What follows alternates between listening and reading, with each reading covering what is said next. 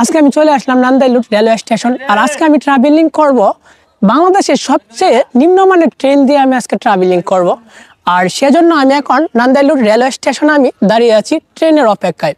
হয়তোবা কিছুক্ষণের ভেতরে হয়তোবা ট্রেন চলে আসবে। ট্রেন আসতে আসতে আমি যে নান্দাইল রেলওয়ে স্টেশনটা আছে সেটা আপনাদেরকে একটু দেখাই। ওইখানে কিন্তু আমার পাশে যে স্টেশনে দেখেন ডিম আছে, কলা আছে, এগুলো ট্রেনে করে নিয়ে যাবে অন্য কোথাও। আর ওই দিকে আছে টিকিট কাউন্টার, এটা দেখতেছেন।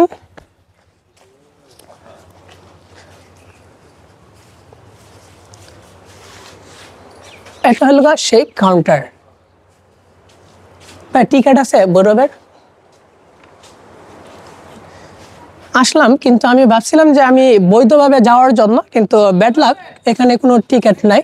আজকে ট্রাভেলিংটা আমি অবৈধভাবেই করব, আজকে জার্নিটা। আর আজকের জার্নিটা হলো আমাদের মেঘনা ব্রিজে।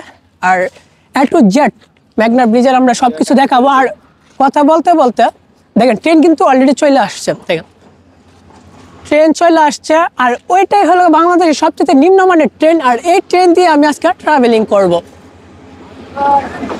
দেখেন ট্রাভেলিং, ওই ট্রেনটা দিয়ে আমরা ট্রাভেলিং করবো। আর আমার সাথে আছে আমার ক্যামেরাম্যান আর আমার আরেক বন্ধু আছে, তাদেরকে নিয়ে আজকে জার্নিটা আমি শুরু করব। এই যে আমার ফ্রেন্ড হৃদয়, এই বলো। আর আমার ক্যামেরাম্যান আছে শামীম, তাকে একটু দেখানোর চেষ্টা করি আমরা পিছনে ক্যামেরা দিয়ে। এই হলো শামীম, আর আমাদের জন্য অপেক্ষা করতেছে আমাদের সবচেয়ে নিম্নমানের ট্রেন দিয়ে আমরা আজকে ট্রাভেলিং করব। এই যে দেখেন এখন আমরা কোনো একটা বগিতে গিয়ে আমরা উঠবো।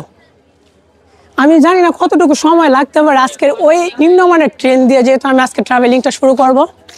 আর আজকে আমি যাব মেঘনা ব্রিজে যাকে সম্পূর্ণ আমি কিছু দেখাবো।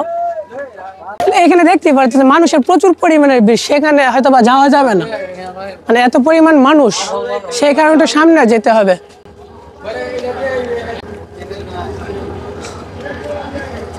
আমি কেনই বা বললাম, দেখেন বাংলাদেশের সবচেয়ে নিম্নমানের ট্রেনের কি অবস্থা।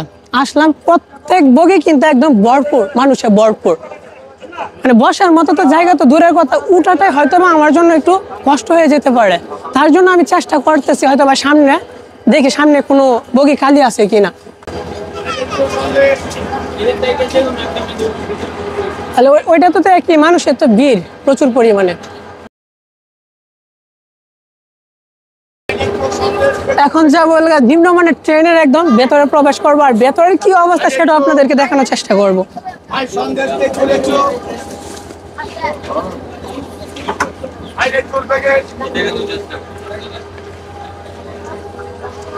এটাই আমি আপনাদেরকে বলতে চেয়েছিলাম যে আমি আজকে ট্রাভেলিং করবো বাংলাদেশের সবচেয়ে নিম্নমানের ট্রেন দিয়ে।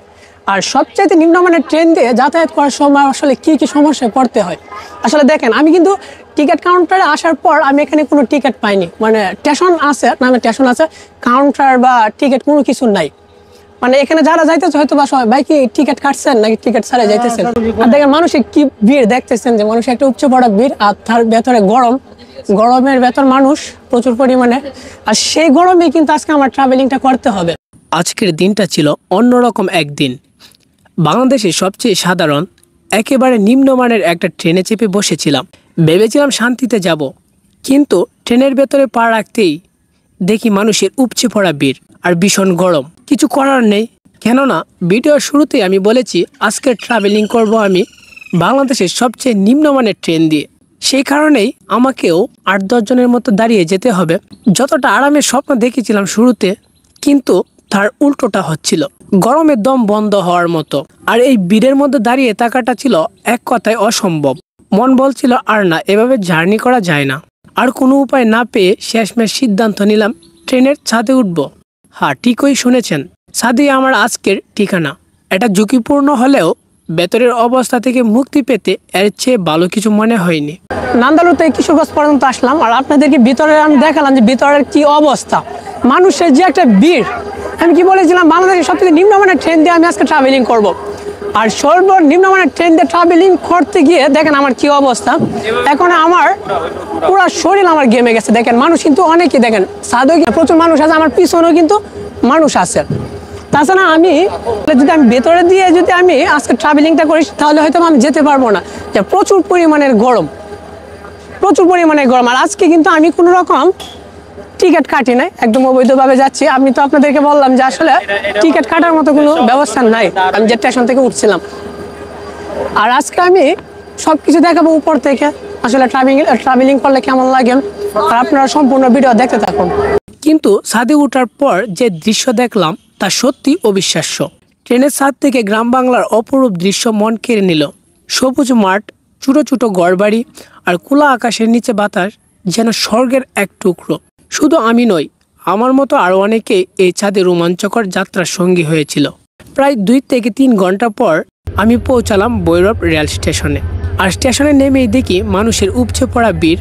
মনে হচ্ছিল পুরো বাংলাদেশ যেন এই স্টেশনে এসে জড়ো হয়েছে। স্টেশনে ভিড় ঠেলে এরপর চলে আসলাম মেঘনা নদীর তীরে। আর সেখানে পৌঁছেই বের করলাম আমার ড্রোন। মেঘনার শান্ত জল আর চারপাশের নৈসর্গিক সৌন্দর্য ক্যামেরা বন্দি করলাম। এই দৃশ্যগুলো ছিল আজকের যাত্রার সবচেয়ে সুন্দর অংশ। আজকের এই যাত্রাটা ছিল জীবনের এক অন্যরকম অভিজ্ঞতা। আরামদায়ক না হলেও এর প্রতিটি মুহূর্ত ছিল শিক্ষণীয় আর রোমাঞ্চকর। এই ভিডিওতে আপনারা যা দেখলেন তা হয়তো বাংলাদেশের বাস্তবতার এক ছোট অংশ। আশা করি ভিডিওটা আপনাদের কাছে ভালো লেগেছে। আর আপনাদের কাছে কেমন লেগেছে অবশ্যই কমেন্ট করতে ভুলবেন না। দেখা হচ্ছে নতুন কোনো ট্রাভেলিং ভিডিও নিয়ে। ততক্ষণ পর্যন্ত ভালো থাকুন, সুস্থ থাকুন। আল্লাহ হাফেজ।